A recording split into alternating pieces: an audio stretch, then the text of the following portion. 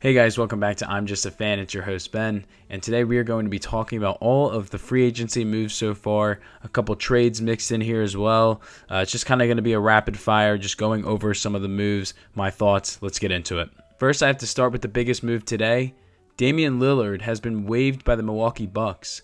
That was definitely not something I expected, but at the same time, I don't know. He's coming off an Achilles injury. He's old. He's on a very expensive contract. What was more surprising to me was the fact that apparently they didn't tell Giannis, which was a little weird in my opinion.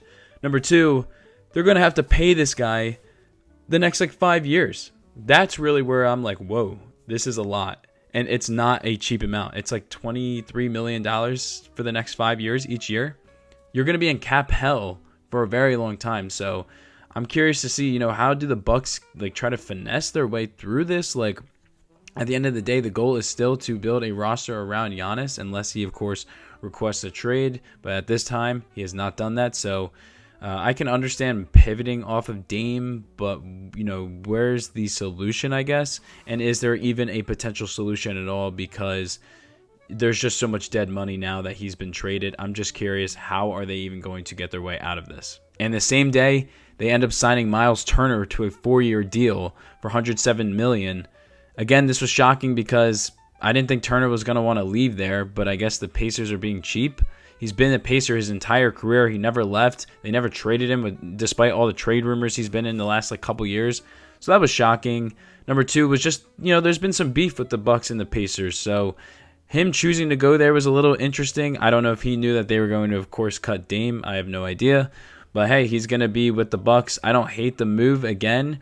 I'm not necessarily the biggest Myles Turner guy, but I don't hate him either. He's a solid center, and, at this point in the NBA in 2025, centers are becoming more and more rare, so you have to prioritize them and do what you can.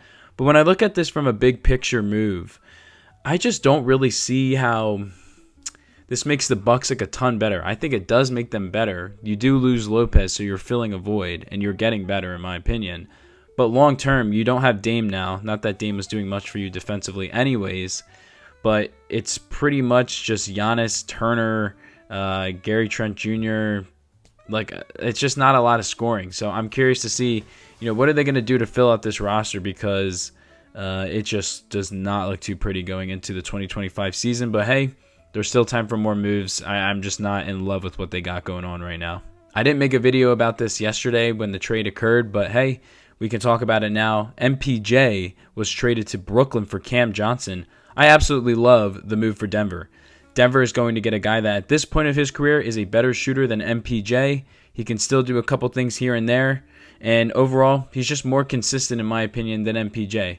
Now, has he been with Brooklyn and, hasn't really been playing winning basketball recently? Yes. But is that his fault? I wouldn't say so. I think it's going to be a great fit for Jokic. It's more of a consistent three-point shooter, which is what Denver has needed pretty much the last year and a half. And again, I think it's a solid move for them as just overall with how things are going. And I think by trading Porter, they pretty much were saying, look, man, we're done with the inconsistency. And credit to Porter for playing during, with the injury during the playoffs. But at the same time, man, you weren't shooting very well to begin with. And to think you were going to really be better, I don't know.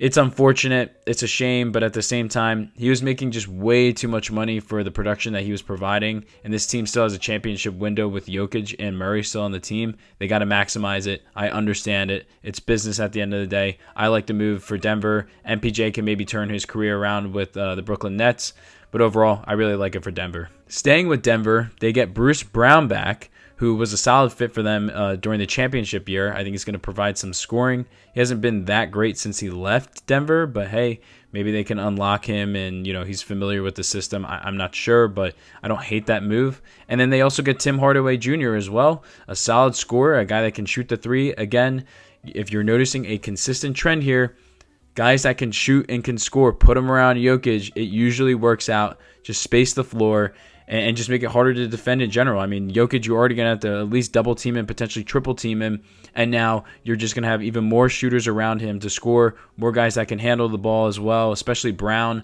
It's a nice replacement of Russ. I just really like these two moves combined with getting Cam Johnson as well. The Knicks made some interesting moves as well. They get Jordan Clarkson, who's going to be a solid scorer for them, and I think he really fits a nice role for what this team has been lacking when specifically Brunson and Cat, when they come off the bench, this team really lacks that guy that can score.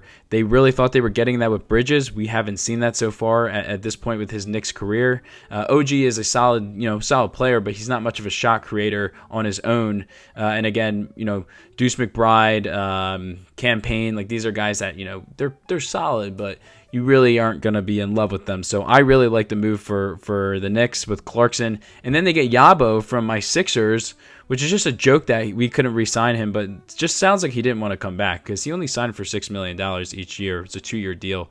Whatever. We're not here to talk about the Sixers, but I think it's a good player for the Knicks. He's going to fit right in. He's a hustle player. He can score. He can rebound. He can assist. Overall team player. Can stretch the floor a little bit as well. I really like the move for the Knicks. So, yes, they're adding some depth, which is what this team needs. I don't think they're really going to be making any big swings at this point with all the guys that they got. But if you can just continue to add some depth here and there, I think it's a good fit for the Knicks. I didn't talk about this either in a video, but Charlotte is going to be trading for Colin Sexton. All they're doing is giving up a center. I love the move for that. Again, Charlotte is not going to be a good team this year, but then again, when are they? I am a little worried about them defensively with Khan and LaMelo. Sexton now. The Sexton could be a decent defender at times. He's at least a hustler. But regardless, just from a pure scoring standpoint, I like it. It's just another guy that can get you a bucket. Charlotte, Khan with LaMelo, and now Colin Sexton. You got a couple guys there as well. Bridges. There's some guys there. So, again, I feel like I'm trying to sell you something that isn't really a real thing, but maybe they're going to be a fun league pass team. Maybe they're going to be a fun team you just kind of turn on. They score a couple buckets here and there, and that's it. They're not making the playoffs.